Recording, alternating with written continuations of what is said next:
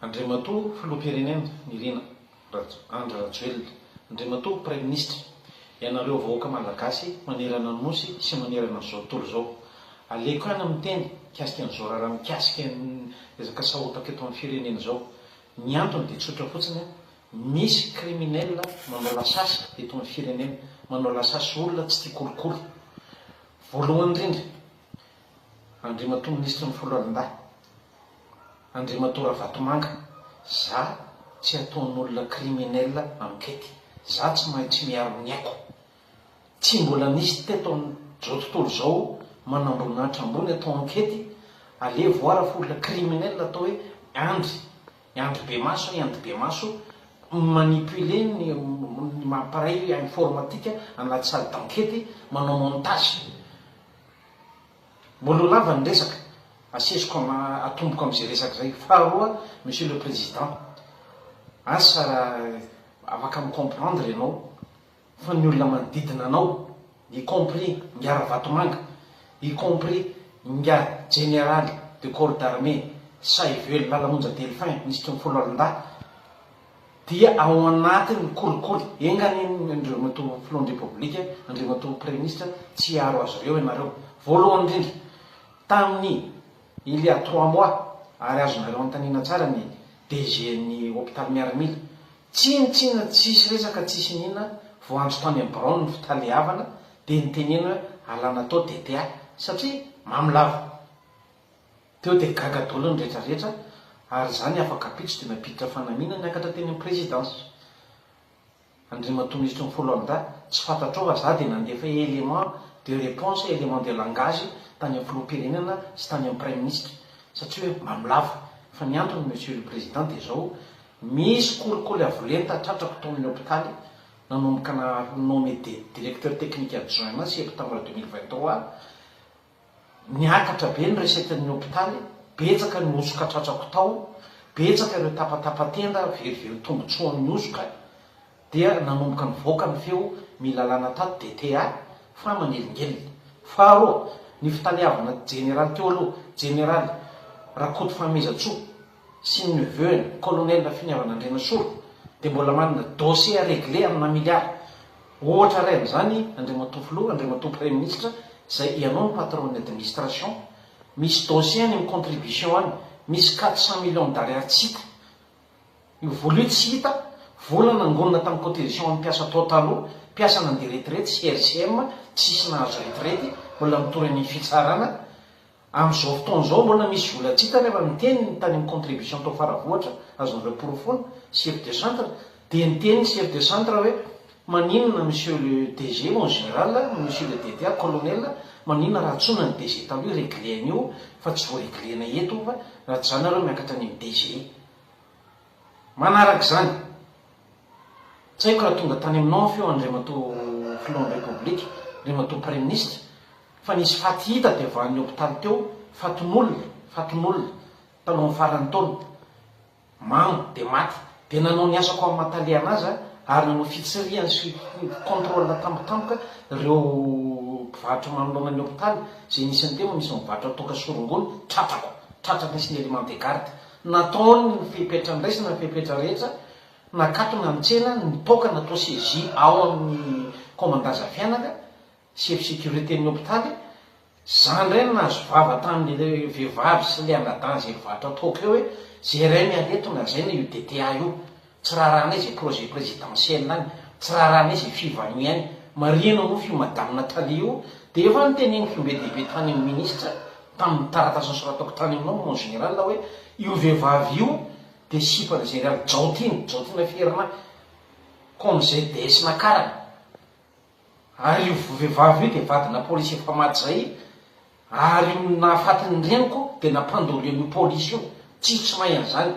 Ary Andriamatoa général, tale général ny hôpitaly, dia efa niteneniko nangano anao tao amin'ny Brown, sokafanareo indray ny takiperiko mon général. Manaraka zany, Andriamatoa Ministre ny folo alin-dahy, ny kolikoly ataonao, mbola tsy nisy tanatin'ny 80 taona élève officier bevoka, mbola tsy nisy tanatin'ny 80 taona élève officier atao dialyse teo manaraka ahy mibalady ao anaty hôpitaly miaramila ao. ny concours ny officier médecin ny zanakao de miforcenao ary rehefa nalefa atao amin'iny iny le zanako alefako any de mbola miampiresaka hoe manao enina be raha izy reny atao afaka fa mila atao afaka le ray satria mazoro tsy maintsy nataona afaka. Manaraka zany ny concours le officier direct tamin'ny farany teo mandangy anao monsieur le ministre nisy délibération nataonao ve niaraka tamin'ny fopy sy ny bianco tsy nisy monsieur le président. Manaraka zany ao amin'ny resaka communication ministère ny foloalindahy haiko tsara ny madame Griffine haiko ny relation intime anao sy madame Griffine feo fa menimena ny eo amin'ny ministère madame Griffine zany tsy anatin'ny dircom fa sakazy amasain'ny ministre mahazo garde-corps mahazo fiara mahazo indemnité spéciale zany ny enana andavanandro. Manaraka zany ny hôpitaly miaramila moa monsieur le président eo ambany fiain'ny ministère amin'ny foloalindahy amina miliara maro ny miodinao. Ny voko voalohany eo de ny SG GPCA sy ny ministre. Ny SG zay nitonona ary be lehibe mananako provy zany nitonona nakany ministre hoe za mamilava fa ny tena marina de zao ny SG de PS9 promotion DG teo aloha ihany mbola misy généraly anankiray koa ny amin'ny salama ary jereo aminareo misy aferany amin'ny salama amina miliara de natao hoe mbola représentant ny hôpitaly miaramila any amin'ny salama ny général retraité Ramanantona Claude Eric de rehefa nanontany amin'ny DG zay tao hoe fa ahoana mety fe zany de hoe efa niresaka tany amin'ny SG tany amin'ny PCA de zareo de manaiky izy atao représentant Sinoso any amin'ny salama ny général Ramanantona Claude Eric tsy haiko normal ave zany sa tsy normal de manaiky izy atao représentant Sinoso any amin'ny salama ny général Ramanantona Claude Eric tsy haiko normal ave zany sa tsy normal. Manaraka zany niresaka dokotera gaga monsieur le président nisy note de service nilatsaka avy any hoe misy dokotera zay io dokotera civil efa malaza tamin'ny kolikoly mpapiditra gadra atao amin'ny hôpitaly mpame convalescence gendarme efa nitorina commandant du groupement docteur Nir Johnson zay de efa nakisaka tany amin'ny personnel de tsy efa nisy resaka midina avy any ambany avy any ambony any hoe avereny manao hospitalisation sy mandeha marary mampiditra hôpitaly amin'ny marary zay efa tsy ekeny reo jeune spécialiste tsony andehanany any amin'ny neuro satria maro ny antécédent tao de niteny azy de hoe baiko avy any ministre io. Zay nikasika ny hôpitaly miaramila. Rehefa miletika ny hôpitaly miaramila monsieur Ravatomanga de miainga ny polyclinique dilafinao. Normal ave zay nitarainako tany amin'ny présidentiel mandeha ny évacuation sanitaire monsieur le président de marariny amin'ny hôpitaly miaramila tsy maintsy mandalo 48 heures any lafy zay vavaka miainga. Tsy nanaiky ny tenako ary nitaraina tamin'ny général Ravalomanana Richard de izy nantany ny teny tamiko alao fa antoniko président le lendemain de niteny ianao monsieur le président taminazy hoe teny le docteur azavela influencen'ny Ravatomanga amin'ny asany satria na le marary efa tezitra hoe ina moa ny ataoko any lafy le aretina reti-po mila évacuena rapide le andeha la réunion tamin'izay. Manaraka zany Andriamato Ravatomanga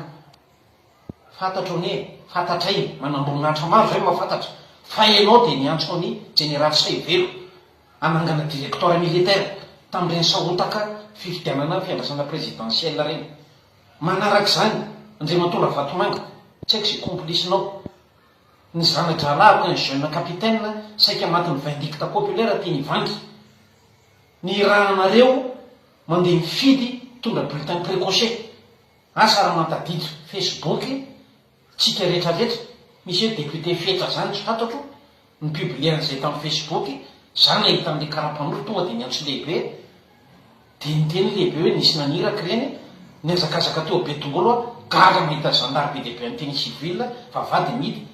zany sangisangy maro zany gendarme manao police d'élection zany de namaly ny colonel iray teny hoe tsy manao police électorale ro ny colonel fa reo le gendarme anafarana avy any amin'ny sisiny ifidy ny ACC ny CENI manaiky an'izany ve nareo. Manaraka zany Ndiara Vatomanga fantatrao monsieur le président mandeha chirurgie cardiaque am'izao ny tenako zao mpamoaka an'ireo mpitsabo avy any Paris sy avy any Nantes sy avy eo La Réunion eo Ivato mamomotsena ny vazazy mamoaka n'entana zasy ny élément présidence fa volombelany élément présidence niaraka tamiko ny élément de sécurité Ngara Vatomanga tonga eo en tenue civile miaraka amin'ny PA mamoaka entana mamoaka colis tsy mandalo douane tonga de mivoaka voangana koa namoaka fanomezana ho an'ny orphelinat ko teny vato ny scanner de Ngara Vatomanga eto de manao antsoava andreo victime rehetra ny Ngara Vatomanga ny mpangala rehetrarehetra efa mijoro vahoaka malagasy hitarika anareo hiady amin'ny kolikoly amin'ny lafiny rehetra efa mijoro hitarika anareo fotoana zao isainareo hijoro hitoroka ary mareko fa nisy fitoroana nalefako any Andriamatora Vatomanga toriko ianao manaraka zany Andriamatora Vatomanga fantatro ny relation anao am'ireo mpitsara reo zay tomba tsy fantatro inona moa ny idirany vady andefy mandroko am'ty afera ty fiarovako ny aiko ny antony alako tao garde à vue ary zandary marobe miaranao fa ataovy any an-tsainao zany vao namonika ny garde à vue ako de efa misy miteny hoe mon colonel la mitandremina fa makany tsy afa io fa hovonondra Vatomanga ianao inona ny idirany vadiko am'ty afera ty fara maninona ny madamako ainao midika an'izay le plus dur dans la vie c'est de blesser une bête sauvage monsieur Vatomanga amin'ny officier misy ny atao retour de flamme amin'ny officier misy ny atao le mahery va dans le noir